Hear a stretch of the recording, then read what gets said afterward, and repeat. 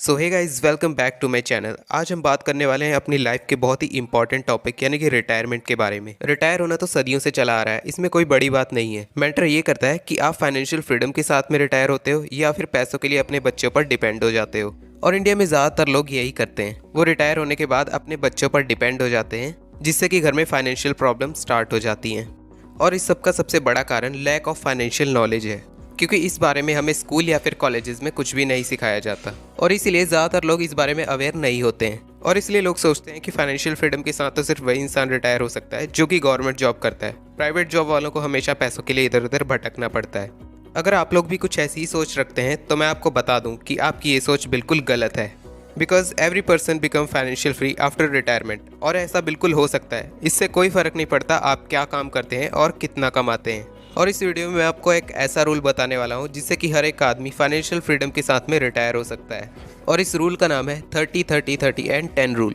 अब आप सोच रहे होंगे ये भला क्या चीज़ है, तो चलिए इसको थोड़ा डिटेल में स्टडी करते हैं। इस रूल का ये मतलब है कि आपको अपनी सैलरी का 30% हिस्सा अपने बच्चों की हायर एजुकेशन के लिए सेव करना है, और 30% हिस्सा अपनी रिटायरमेंट के लिए सेव करना है, और 30% आपके जो भी मंथली एक्सपेंसेस होते हैं उसमें खर्च हो जाएंगे, और जो बाकी का 10% हिस्सा है वो आपको इमरजेंसी फंड में ऐड करना है।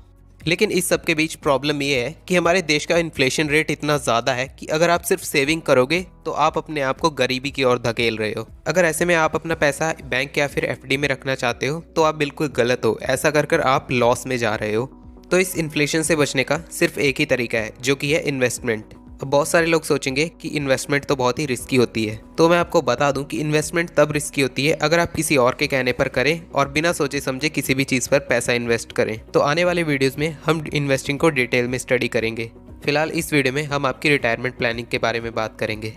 तो मैंने जो आपको ये रूल बताया था इसे थोड़ा लाइव एग्जाम्पल के थ्रू समझते हैं। मान लीजिए आप अभी अपनी 20s की एज में हैं और आपकी जो सैलरी है वो अभी 20,000 पर मंथ है, लेकिन अभी आप अनमैरिड हैं तो आपके ऊपर कोई खास रिस्पॉन्सिबिलिटीज़ नहीं है। तो आपके पास बहुत ही अच्छी अपॉर्चुनिटी है अभी से इन्वेस्टिंग स्टार्ट करने की। लेकिन एक नॉर्मल इंसान की तरह आप में भी इन्वेस्टिंग की कोई नॉलेज नहीं है, तो ऐसे में इंडेक्स फंड आपके लिए सबसे अच्छा इन्वेस्टमेंट ऑप्शन है। इंडेक्स फंड में म्यूचुअल फंड या फिर स्टॉक से कंपैरेटिवली आपका रिस्क काफ़ी कम रहता है और रिटर्न भी आपको अच्छा मिल जाता है। जैसा कि मैंने आपको कहा था कि आप अभी अपनी 20s में हैं और आप अभी 20,000 पर मंथ कमाते हो, तो इसे आपको इस रूल के अकॉर्डिंग 4 हिस्सों में डिवाइड करना है। उसमें से आपको पहला 6,000 अपने बच्चों की हायर स्टडी के लिए इन्वेस्ट करना है, और दूसरा 6,000 आपको अपनी रिटायरमेंट के लिए सेव करना है और उसे इन्वेस्ट करना है। तीसरा 6,000 आपके मंथली एक्सपेंसेस। इमरजेंसी फंड भी आपके पास ज़रूर होना चाहिए, क्योंकि जब भी आपको पैसों की ज़्यादा ज़रूरत होती है तो आपको अपने इन्वेस्टमेंट में से पैसे ना निकालने पड़े।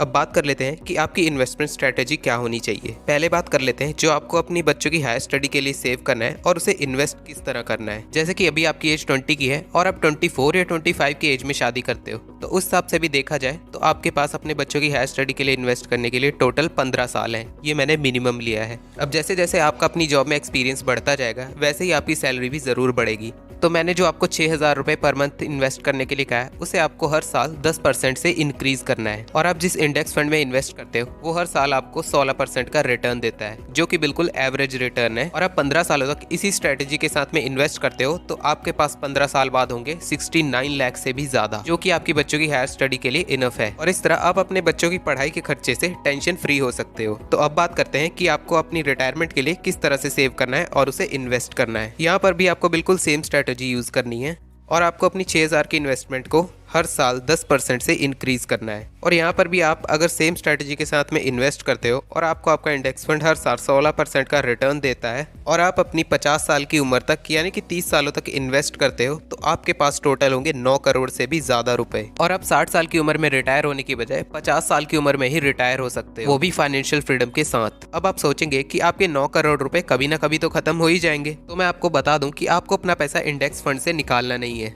क्योंकि इस स्टेज में आकर आपका पैसा पावर ऑफ कंपाउंडिंग के जरिए बहुत ही तेजी से ग्रो होता है। इस तरह से आपके 9 करोड़ रुपए हर साल बढ़ते ही रहेंगे। और इंडेक्स फंड बहुत ही सेफ इन्वेस्टमेंट है, आपका पैसा इसमें किसी भी तरह से डूबने नहीं वाला। तो ऐसा करके आप अपनी लाइफ को अपने अकॉर्डिंग जी सकते हो और एंजॉय कर सकते हो। तो मैं होप करता हूँ आपको ये वीडियो जरूर पसंद आई होगी। अगर आपको ये वीडियो पसंद आई हो तो वीडियो को लाइक करना मत भूलना, और अगर चैनल पर पहली बार आए हो तो सब्सक्राइब जरूर कर लेना ऐसे ही वीडियोस और देखने के लिए। मैं मिलता हूँ आपसे और एक किसी नेक्स्ट वीडियो में, तब तक के लिए टाटा एंड टेक केयर।